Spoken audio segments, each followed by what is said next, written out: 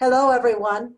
I'm Cheryl Crooks, Executive Director of CASCADIA International Women's Film Festival. I'm so happy to have you here today for the panel discussion, Crossing the Finish Line.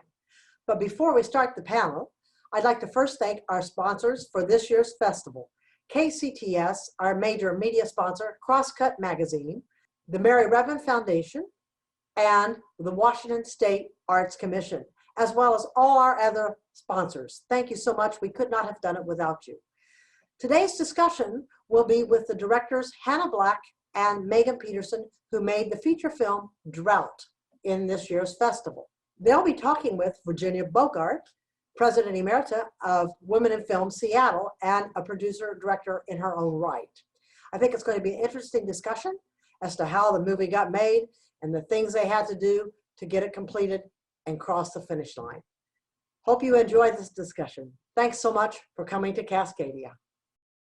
So I'm Virginia Bogert, and I'm here with Megan Petersen and Hannah Black. Hello, ladies. And they created a wonderful, wonderful film called Drought. So let's talk about it. I'd love to talk about it with you. First of all, where did this idea come from? Yeah, so Megan and I, we had just wrapped up our first short film ever, and we knew that we wanted to continue to create. I used to be a teacher who worked with students on the autism spectrum before I found acting and film. And so I thought it would be really interesting to just tell a story about a family, and one of the siblings happens to have autism. I was driving one day. It gets really, we get crazy weather here in Wilmington, North Carolina, and the storm just rushed through town immediately. This bag started spinning around like a tornado, and I just thought, what if one of them really wants to, chase a storm or something like that? And I brought that idea to Megan, and then she totally understood what I was saying when no one else probably can. And then we went on to create this story. Yeah. Well, and you two have worked together before. Obviously, you made a short film. Was the short film anything like Drought, or was that just your first foray into filmmaking? Sure, we both studied Meisner technique for 2 years together, which is an acting technique. And through that class, we created with our class a couple short films and really gained the understanding and I think the confidence to try it on our own. And we made our own short film together, which was separate from Drought. And then we also created a short film that we were going to use to pitch to investors that was of Drought. It was like a little clip from the movie. So we did that back in 2017 before we did the feature. You clearly work well together. Tell me a little bit about that partnership. Somebody recently asked me, said, do women work well together in partnership? And I went, what? That's the best. Oh, yes. Virginia, you would be, I feel like we can talk about this here, really surprised about how many Q&As we've been on that we get the question, what drama do you two have? And we really don't have any drama. We really work very well together. Our company is called Same Page Pictures because we're always on the same page. And we, even though we are on the same page, we're very different people. And I think we both bring strengths to the table to complement each other. Wouldn't you say, Han? Yeah, we love working together. It's really interesting because people also ask, would you ever want to work solo? And I mean, who knows if that day will come, but at least for me, the thought of doing anything without Megan just feels really wrong. So, I don't feel complete. She completes me. And so, yeah, it's such a blessing, this partnership that we have. We're best friends and business partners too. And so, yeah, I feel really, really grateful for Megan. Yeah. I know a lot. Yeah, I know a lot of women. I have a lot of filmmaking women friends who also have partners that they work well together. Hi, whoever that was. My husband, I told him not to come in this way, and he anyway, yeah. Yeah, and I know. I mean, I see that with you, and obviously you did that in the film. You worked so well together, and it's like I feel in a partnership like that, you make each other better. You know, there's a build, and where one drops the ball, the other one picks it up.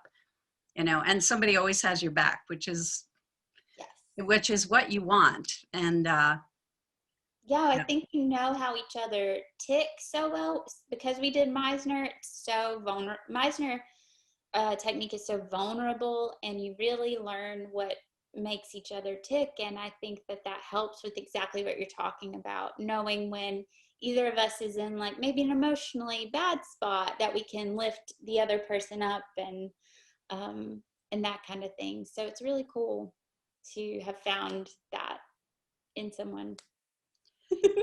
Yeah. Did you swap back and forth directing each other in the scenes? Because both of you, I don't know if people have seen them film yet, but you're both in the film, and you're both in the film pretty much together all the time. And yeah, so is it was that, how did you do that? How did you direct each other? What roles did you take on and when? Yeah, it feels like we're in the movie the whole time together, but it was interesting. There were a couple of times where Megan would just fully take the director hat lead, if you will, because she wasn't in the scenes, and then vice versa. So those were, nice. And, if Megan was directing that day, I would just let her do her thing. And then again, vice versa. But we're also very grateful because we have a really amazing crew. Our first AD, Christy Ray, is an actress herself and filmmaker. And so she also just really understood the story, like really, really well. So we definitely lucked out with her. She was kind of our eye for performance when both of us were in the scene, as well as our editor, Parrish. And so after we would finish a scene, we would come together with them and kind of discuss before moving on, did we get everything that we needed? Because there wasn't really time to watch playback, not much time. Wouldn't you say, Megs? Yeah, exactly. Yeah, spot on. Well, there are always issues in creating a movie, and there's always, I mean, it's hard. Let's face it, it's wonderful and we love doing it, but it's hard and people don't realize how very hard it is. Tell me a little bit about that, but I also want to talk about your actors. All of them are superb. So, either way, we can go either way. The difficulties that you encountered, you didn't shoot during the pandemic, but your opening night was. Tell me about that. There were, it has been wonderful all along the way. We've had such cool things happen for this film, and it has had the most astronomical challenges each step of the way as well. And I think one of them that people can relate to is most recently, we were geared up for our world premiere in March of 2020, and we had already sold out the theater, and 2 weeks before the screening, COVID hit and everything shut down. So we really had to reimagine what our film festival run was going to be like in the world of a pandemic. But even prior to that, I think what equipped us to be able to handle such a pivot, as the term has become very popular, we were able to, I think, adapt to that because of what we had gone through, in production. Which, Hannah, do you want to talk about that kind of stuff? Yeah, so during production, we, of course, wearing multiple hats is already a challenge that a lot of independent filmmakers just know that they're going to have to deal with. And so that we stepped into knowing. the ice cream truck broke down multiple times. All of those things that seemed like it would be a big deal actually weren't. One of the really big things that happened on day 12 is a Category 4 hurricane was on its way to hit our town, and we were supposed to be an 18-day shoot. So we actually had to pause for 2 months on day 12 and come back 2 months later and shoot the rest of the film because this Hurricane Florence, hit Wilmington and surrounding areas. Wilmington became an island for a little bit because there was so much flooding. It was really, really bad. And we didn't know if our locations would even be there that we needed to finish shooting at, which was so tragic for the people that owned those locations because we grew to love these folks so much. And then also just for us trying to wrap our head around getting our team back together and finding a different location if we needed to. Luckily we didn't. So there was that. There was also some really like personal tragedies that happened while shooting. And, you know, I don't know if Megan wants to share that or not. Yeah. So before having to pause for the hurricane, on day 6 of production, so we'll rewind, you know, I got the phone call no one wants to get, that my mother unexpectedly passed away. So here we are living our dream, filming this passion project. I get that phone call, step away for a moment, and the team was amazing. And this is why it's so important to really surround yourself with a kind team. Because we couldn't stop. It felt like we couldn't stop, like the production needed to keep going. And so I stepped away for a moment, come back, have the hurricane. Everything just seems to be like going wrong. But again, when the hurricane hit, the crew said, we'll come back together, we'll finish this film. And so we did. We finished the film despite those things. And my encouragement is, at first I used to look at it like, why does everything bad seem to happen when the best things are happening? But kind of thank goodness there was all this good happening. Because a lot of times we run into things that are really hard or struggles, and there isn't that other thing to help lift us up or the people surrounding us to help lift us up. So we got through it. We made a movie. It's here. Yeah. I know, and you were fortunate to have loving people around you, bolstering your dream as well as bolstering you both personally. Yeah. Yeah. I think this story just resonated with a lot of people. We found that the story in itself, even if it's not specifically someone else's story, it's very similar to other people's families and wanting to feel loved and wanting to be accepted for who you are, trying to figure out who you are. And so I think it just really connected with a lot of people, even in the pre-production stage, which was really cool. And now it can connect with people as a final product. Right. You know, and your vehicle, not the ice cream truck, but which is amazing. And I'll ask you where you found that or how that, you know, that happened. But your kind of your vehicle for the movie is a road movie. You know, it's a road trip. And who doesn't love a road trip? Yeah, exactly. And who doesn't love watching a road trip movie? It's awesome. I mean, adventures happen, issues get resolved, and humanity bonds. It's and your movie has all of that in it. You know, you're going on this journey with these people and you love them. Oh, thank you. Yeah. And your actors, and let's talk about actors, because everybody says, and I've heard percentages, you know, like, you know, your cast, your actors are like 70% of the movie, you know, like 80% of the success of the movie or whatever, you know, so the percentage varies in many ways. But talk to me about some of those wonderful people that you have in your film, aside from yourselves, who are just marvelous. Oh, thank you. Yes, we, Megan and I, we cast the film. And we actually learned we really love the casting process as well. It's fun to be on the other side as actors kind of a relief in a way sometimes. But we did nationwide searches for a lot of the characters for this film, but we ended up casting everyone locally. Everyone that was local to Wilmington, North Carolina was just perfect for the role, including Owen Scheid, who plays Carl, the brother in the film. That was the role specifically that we were like, it's very specific and we want to find the right person for this, because this person is going to be the lead of the film. Right. And well, talk about him, because maybe people haven't seen that, haven't seen the film. Yeah. So Carl is the lead character in the film. He plays the brother, and he is on the autism spectrum.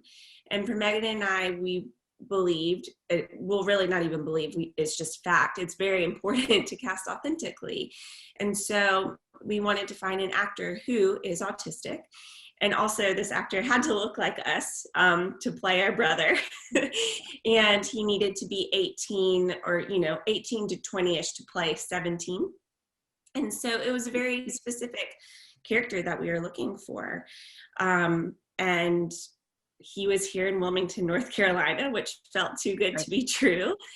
But we found that through the casting process, there's so many talented actors who are autistic that are well-trained, ready to work, and people should hire them. So it was not difficult to find fantastic actors. Yeah. What else should I add? Or what else do you want to add, Megan? Oh, no, like you're exactly right. I think a lot of people have asked us, like, was it a challenge to cast an autistic actor? Was it a challenge to work with an autistic actor? And I would just say no to both. And what I'm hoping from this film is that you see a family where one of the siblings happens to be autistic. And that is also our world. There are people in our world that just happen to have autism or happen to be a wheelchair user, and to start to incorporate people that we have in our world as a whole into stories, not just stories specifically about them. Those people. Yeah. Yeah. And I think more of that's happening. Thank goodness. Yeah. It's because it's who's out there. It's who we see, who we work with, who we live with. Yeah. Yeah. It's really cool. And I think the only other thing I'll add is there are some cameos by people that are important in our lives in the film. So the boxer, when you watch the film, there's a boxer, and he is our Meisner teacher. He is the one that started the class that connected the two of us together. And his wife is the motel owner. So, and also our coach and dear friend. So there's a lot of really important people to us in the movie too. Oh, well, and they're both amazing. Yeah, obviously, they're really good. They're so good. Yeah, really. Oh, especially her. And I mean, I've run into people like that. The motel owner. She's not. She's truly acting. She is not like that in real life. Everyone asks about the motel lady when they see the movie. So when people watch this, they'll be like, they know. Yeah, she's lovely. Yeah. Yeah, she was amazing. I want to talk about Lewis. So, well, he's quite incredible. I was wondering, are some of his, and I have that right, though, he's the brother, he's Carl's brother, right, is Lewis? In real life. In the movie, he's just the best friend. Right. In real life, they're actually brothers. Right. I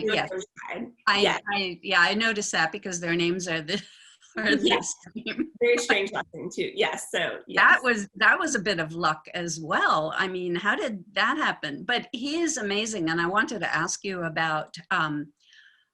First of all, the script is the dialogue in the script is fantastic. It's so real and so authentic and so sounds like people actually speak, especially you two as sisters.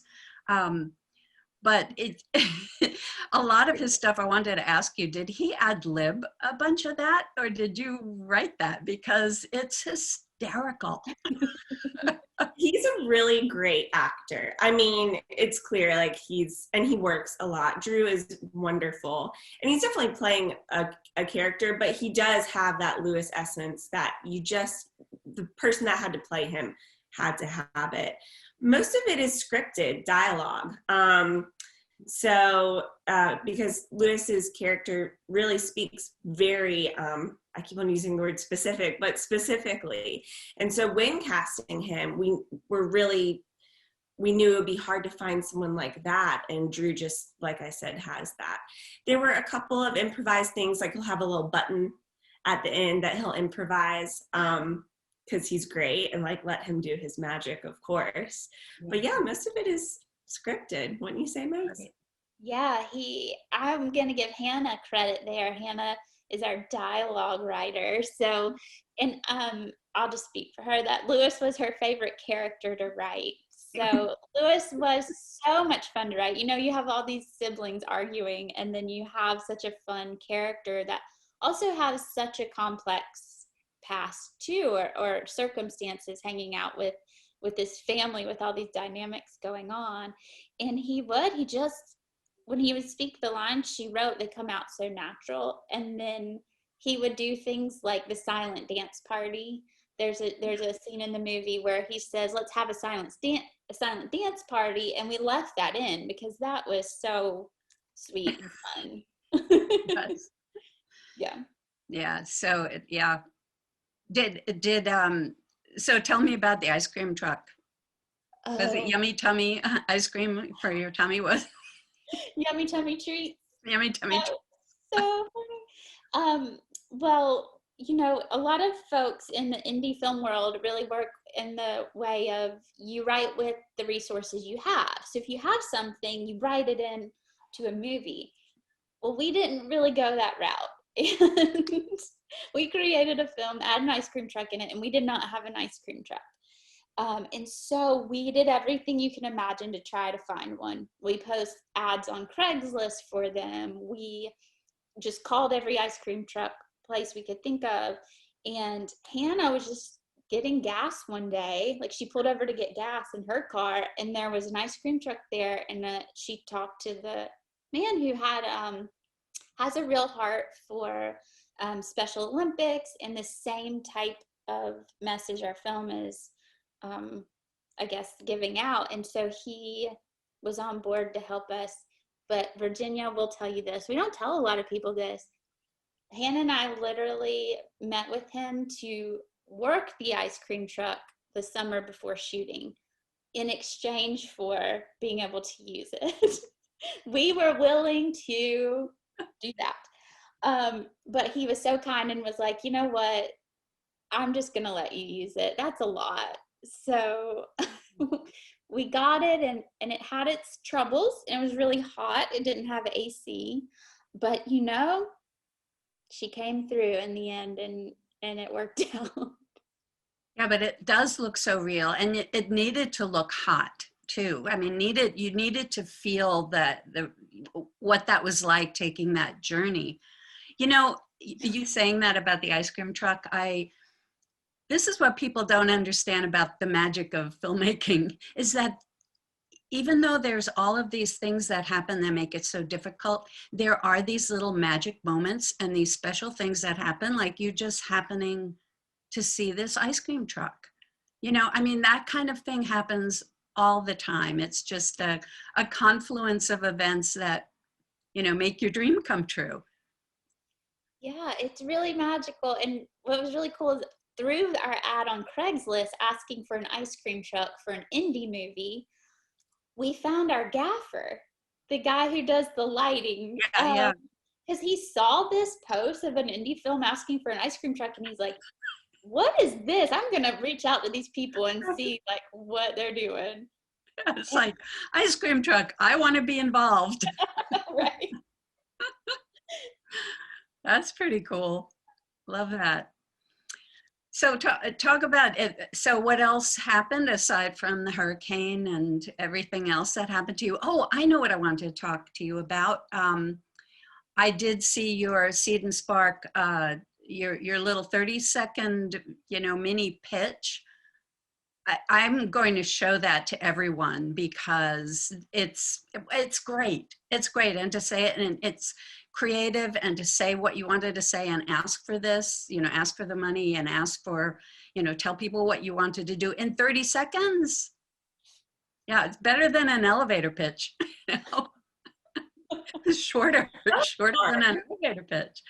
But so where did the money come from? Because that is, aside from the trials and tribulations of actually making a film, you have to fund it. So how did that happen? Well, Megan and I, we had just shot our companion short, hoping to pitch to investors to make our movie, but we really were not connected at all with anyone anywhere. So we were like, we're making this, but who do we even send it to? We don't know.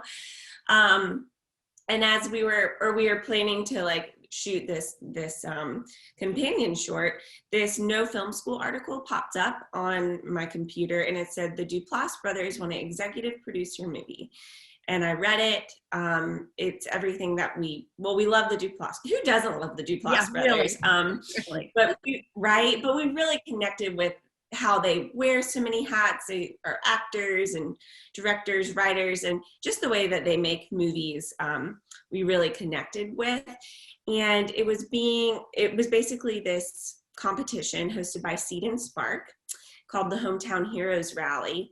And I read it and I was like, this is perfect. I sent it to Megan, and we decided we have to do this. So yeah, Megan, I'll let you take it from here. You're good at this part. Oh, I'm good. Okay, yeah. We have our things that we like answer each time. Yeah, so Hannah sent me just the text with 13 exclamation marks. She didn't even say like we should enter this competition. She just was like, oh my gosh. So we had to do a crowdfunding campaign, and we did, and we raised $25,000. You had to be successful in that. We were competing against 73 other teams. And at the end, the top 10 teams with the most followers got to pitch for 30 seconds in a video to Mark and Jay Duplass. And plus we sent them the first few pages of our script and all of this stuff. And then they announced the winners live, and they picked Drought, which means as one of the winners. And that means that they also gave us funds for the movie as well in a no interest loan. So that they believe in us, and in no interest will pay them back, if the movie makes its money back. So that happened. We still can't believe it. It happened like 4 years ago, and we're like, did that happen? Yeah, well, that's wonderful. I don't know if I should ask this, but what was the overall budget for your film? Sure, I think As filmmakers, all filmmakers want to know this. Yes, I think we can talk about it. If you haven't watched the movie yet, pause this part and watch the movie first. Yeah.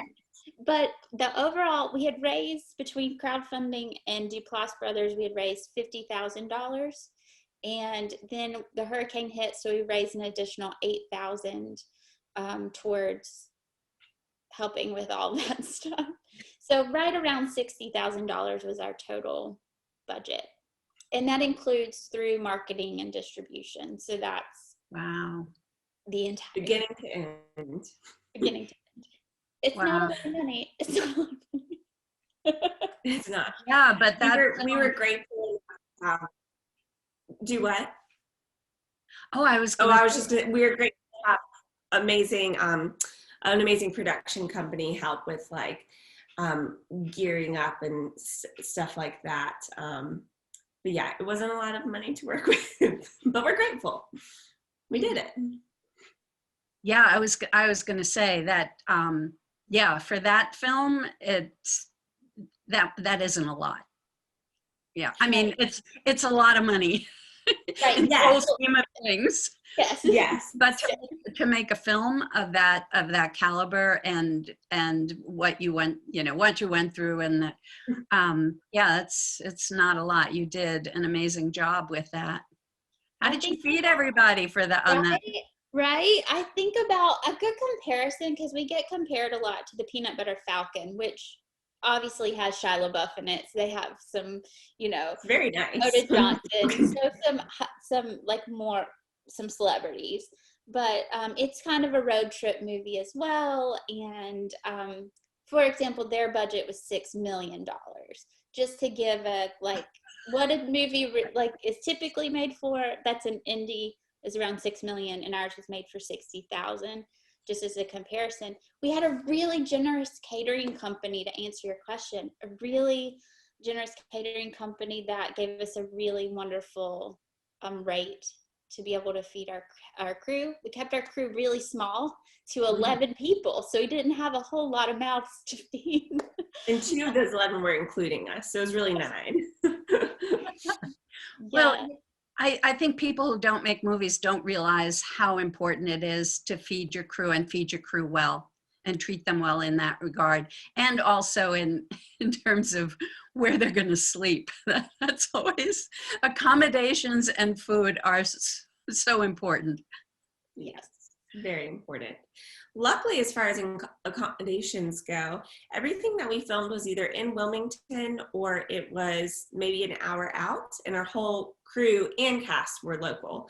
So they just got to sleep at home in their own bed, except for our motel scenes. When people watched that, we all actually just stayed at that motel, which was really fun and special, like a little bonding experience. Yeah. And the owners there were just the sweetest, so. Right.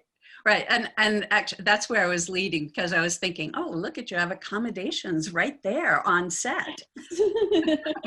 How fortunate is that? I think I'm going to always write a motel into my script. Yeah, seriously. It was very helpful. I was just noticing Cheryl was saying, she left me a little note in the chat there. Your film is a great example of what can be done with a relatively small amount of money. Someone was a really good line producer.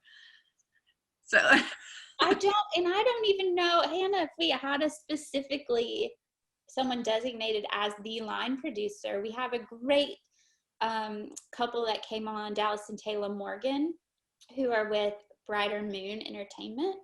And they helped us break down the budget for the film. They helped us break down the shooting schedule, all of those logistics. That was fantastic. And then, you know, I think something that we can do, it was really important to us to pay everyone and to pay our locations. And we did not get to pay them the amount that we would want to pay. But to just be honest with them, like, we want to compensate you. Here's what we have. And we can don't feel obligated to take this offer, basically. And then being able to, because of the way we did it with crowdfunding only and a no interest loan, we're able to offer everyone on our team back-end points. So as the movie gets out there to the world and starts to make money, really, it's going to all go back to our cast and crew, so that hopefully they get, you know, to receive more compensation for their time and talent. Yeah, I think that's really important, is honesty, and how you treat people the way you want to be treated, and tell them this is what I have, you know, and I'm offering this. Don't, you know, if you can accept it or not accept it, you know, and you give them the choice of, you know, well, okay, I will do this because I like the project, I believe in the project. But I think that the honesty part is super important, because sometimes you don't always get that in filmmaking. But I mean, I can't imagine anybody meeting you two and not trusting in your kindness and your ability. You know, it makes a difference of how a set is run too. Yes, that's very nice to say, that you think we're kind. We hope we're kind. And when we were crewing up, we specifically told our DP and the production company that we worked with that was helping us, we're like, we want the nicest, most empathetic crew. Even if they haven't stepped into this role yet, that is more important to us than the experience, like their experience on set. And we had the most amazing team. And I'll explain Point's back end real quick if anyone doesn't understand. That's basically they own a percentage of the film. So yeah, so everyone, and also I think it was interesting because they owned a percentage of the film, they're even more invested, if that makes any sense. So, and I think that's something that we'll do for our next projects, really until the end of time. So, yeah. Well, I'm looking forward to your next film. That's for sure. Thank you. I think we have to wrap up. Is there anything else that you would like to say in closing? Sure. I feel unqualified to give any sort of words of wisdom, but something that I have learned myself in making this, and that I hope other people will recognize maybe before they even step into making their films. When I started acting and then deciding if I wanted to create stories with Megan, I think I really struggled with thinking that my ideas weren't good enough, or I was too small, or just not important enough for the things that I had to say to be shared. And I think the reality is everybody has something really important to say, because we all come from different parts of life. And so if there's something that is making your heart do the bubbly thing and you feel like you can't sleep at night until you get it out, and even if you feel like me, like little me, I don't think I can do that, you should do it, and you should find the people that come alongside you that believe in it as well, and just be really kind to everybody and love everyone and just go for it. I don't know. I think, yeah, that's all I got. Yeah. Yeah. Trust your gut too. Trust your instincts. We learned that over and over, to trust your instincts. Even if the industry or other people are telling you otherwise, if you have that really, feeling inside about the path you want to go, and it's different than what people are telling you, just still trust it.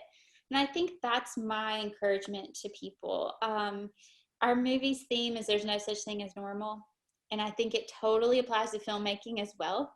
There's really no normal way to make a film. And that can seem very intimidating, because it would be really wonderful if there was a path and you just got on the path and you followed all the trail guides. But there's so many ways you can go. And so my encouragement is it will be, if you're a filmmaker, it's your journey, and you don't have to try to copy anyone's journey. You can make it your own, and there's really no wrong way to do it. You just take that next step and yeah, go for it. And you find amazing festivals like this one who understand and go to festivals and support festivals and watch independent film if you're a movie goer, because what it will do is tell Hollywood, we'll just say that, it will tell the world that we like films that are told from geographically diverse locations, from different voices in our media. So keep supporting film festivals if you like independent film. Nice.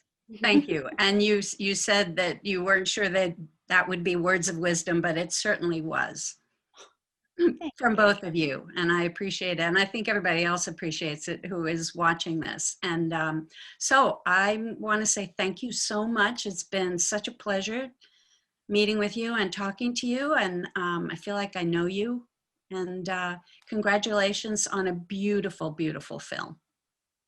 Thank you. Thank you. And thank you for having us. This is so awesome. We feel so lucky. So thank you. Well, Cascadia Film Festival is one of the best. I really feel I love this festival. I wouldn't miss it for the world. And I'm glad that you're screening here. Here too. Thank you. Thank you. Thanks. Bye-bye.